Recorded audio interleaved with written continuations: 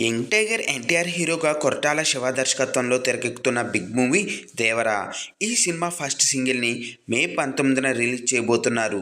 Devara title సాంగ్ని first సింగిల్గా ప్రేక్షకుల ముందుకు తీసుకురాబోతున్నట్లు చిత్ర యూనిట్ కన్ఫర్మ్ చేసింది. భారీ బడ్జెట్తో పాన్ ఇండియా మూవీగా సిద్ధమవుతున్న ఈ సినిమాపై భారీ అంచనాలు నెలకొని ఉన్నాయి. ఖచ్చితంగా ఎన్టీఆర్ కెరీర్లోనే బెస్ట్ మూవీ అవుతుందని అంచనాలు వేస్తున్నారు. ఈ చిత్రానికి అనిరుద్ రవిచంద్రన్ మ్యూజిక్ అందించారు. గత ఏడాది జైలర్, లియో సినిమాలకి అనిరుద్ బ్లాక్ బాస్టర్ మ్యూజిక్ అందించి ఆ సినిమాల సక్సెస్లో భాగమయ్యాడు.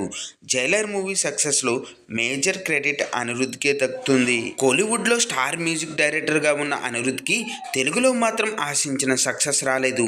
అయితే దేవరా చిత్రంతో టాలీవుడ్లో ఉన్న నెగిటివ్ ఇమేజ్ను దూరం చేసుకోవాలని అనిరుద్ అనుకుంటున్నాడు. దేవరా ఫస్ట్ సాంగ్తో వండర్స్ క్రియేట్ చేయాలని భావిస్తున్నాడు. ఈ ఫస్ట్ సింగిల్ బ్రేక్ చేయడానికి చాలా రికార్డులు ముందున్నాయి.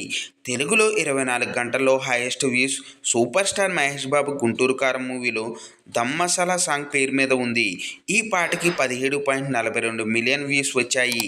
లైక్స్ పరంగా సర్కారు వేర్పాట సినిమాలోని కళావత్ సాంగ్ 9 నిమిషాల్లో 1,00,000 లైక్స్ సొంతం చేసుకుంది. 24 గంటల్లో 806.3K లైక్స్ని సాధించింది. ఈ రికార్డులన్నీ దేవరా ఫస్ట్ సింగిల్ ముందుగా బ్రేక్ చేయాల్సి ఉంది.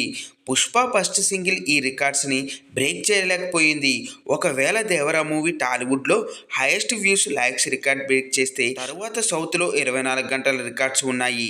ఇళయ దళపతి విజయ్ గోట్ మూవీలో విజిల్ పోడు సాంగ్ 24.88 మిలియన్స్ వ్యూస్ 24 గంటల్లో సాధించింది. లైక్స్ పరంగా బీస్ట్లోని అరబిక్ కుతు సాంగ్ టాప్లో ఉంది.